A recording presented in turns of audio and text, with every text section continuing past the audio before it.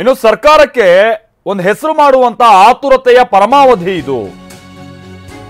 ಯಾರೋ ಕಪ್ ಗೆದ್ದಂಥದ್ದು, ಇವರಿಗೂ ಆ ಕಪ್ ಗೆದ್ದದಕ್ಕೆ ಏನ್ ಸಂಬಂಧ? ಹೆಸರು ಮಾಡ್ಬೇಕು, ಒಟ್ನಲ್ಲ ಕ್ರೆಡಿಟ್ ನಾವು ತೆಗೆದುಕೊಳ್ಬೇಕಿತ್ತು.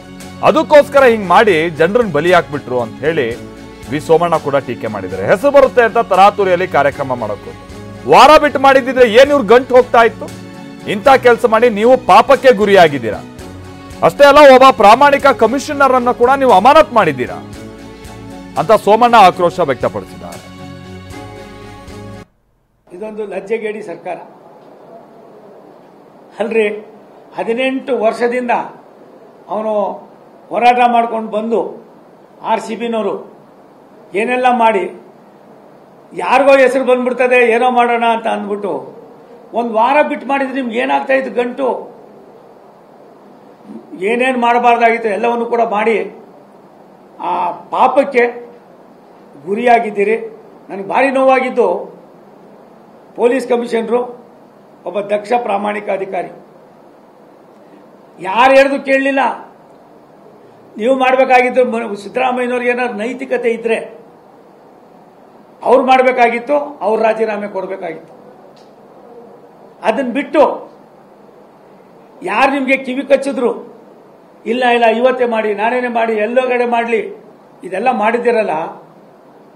ಇದಕ್ಕಿನ್ನ ನಿಮ್ಮ ಅನುಭವ ಎಲ್ಲೋಯ್ತು?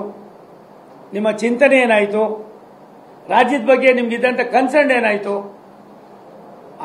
ಮುಗ್ಧರನ್ನ ಈ ದೇಶಕ್ಕೆ ಎಲ್ಲೋ ಒಂದು ಕಡೆ ಕರ್ನಾಟಕವು ಕೂಡ ಒಂದು ಅವಿಭಾಜ್ಯ ಅಂಗ ಅನ್ನೋದನ್ನು ತೋರಿಸುವಾಗ ಏನು ಆನಂದದಿಂದ ಬಂದಂಥ ಕುಟುಂಬಗಳಿಗೆ ಶಾಪಗ್ರಸ್ತವಾದಂಥ ಈ ಸರ್ಕಾರ ನಿಜವಾಗ್ಲೂ ಕೂಡ ಅವ್ರಿಗೇನಾದರೂ ಅಲ್ಪ ಸ್ವಲ್ಪ ಇದ್ದಿದ್ರು ಕೂಡ ಇದರ ಹೊಣೆಗೇಡಿತನ ಯಾರು ಅನ್ನೋದಕ್ಕಿಂತ ಹೆಚ್ಚಾಗಿ ನೀವು ಇತಿಹಾಸದಲ್ಲಿ ಉಳ್ಕೋಬಿಟ್ರಿ. ಇಂಥ ಕೆಲಸ ನಿಮ್ಮಿಂದ ನಾವು ಯಾರೂ ನಿರೀಕ್ಷೆ ಮಾಡಿರಲಿಲ್ಲ.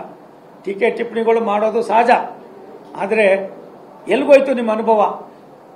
ಸಡನ್ ಆಗಿ ಡಿಸಿಷನ್ ತಗೊಂಡು ಏನೆಲ್ಲ ಮಾಡಿ ಎಲ್ಲ ಒಂದು ಕಡೆ ಕಣ್ಣು ಒರೆಸೋ ಕುತಂತ್ರ ಮಾಡಿ ಒಬ್ಬ ಪೊಲೀಸ್ ಅಧಿಕಾರಿ ದಕ್ಷ ಇದ್ದಂಥವನ್ನ ನೀವು ಕೊಟ್ಟಿರ್ತಕ್ಕಂಥ ಒಂದು ನೋವೇನಿದೆ ಪೊಲೀಸ್ಗೆ ಎಲ್ಲ ಒಳ್ಳೆ ಅಧಿಕಾರಿಗಳಿಗೆ ನಿಮ್ಮ ಜೊತೆಲಿ ಹೆಂಗೆ ಕೆಲಸ ಮಾಡಬೇಕು ಅನ್ನುವ ಅನುಮಾನ ಬರ್ತದೆ.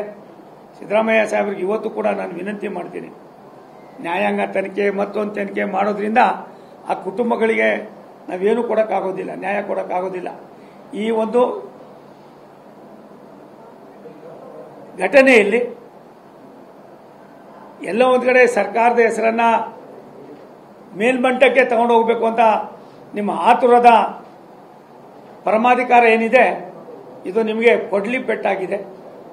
ಇದನ್ನು ನಾವು ಖಂಡಿಸೋದು ಅಲ್ದಿರ ಪ್ರಾಯಶಃ ಇಂಥ ಘಟನೆ ಯಾವುದಕ್ಕೋ ಯಾವುದೋ ಹೋಲಿಕೆ ಕೊಡ್ತೀರಿ, ಯಾವುದಕ್ಕೋ ಇನ್ನೇನೋ ಹೋಲಿಕೆ ಕೊಡ್ತೀರಿ. ಇದು ಯಾವುದೂ ಹೋಲಿಕೆ ಕೊಡುವಂಥದ್ದಲ್ಲ. ಇದು ನೀವು ಮಾಡಿರ್ತಕ್ಕಂಥ ಅಕ್ಷಮ್ಯ ಅಪರಾಧ. ಈ ಅಪರಾಧಕ್ಕೆ ನೀವೇ ಬೆಲೆ ತಟ್ಟೋದು ಒಳ್ಳೆಯದು ಅಂತ ಅನ್ನೋದು ನನ್ನ ಸ್ಪಷ್ಟವಾದ ಅಭಿಪ್ರಾಯ.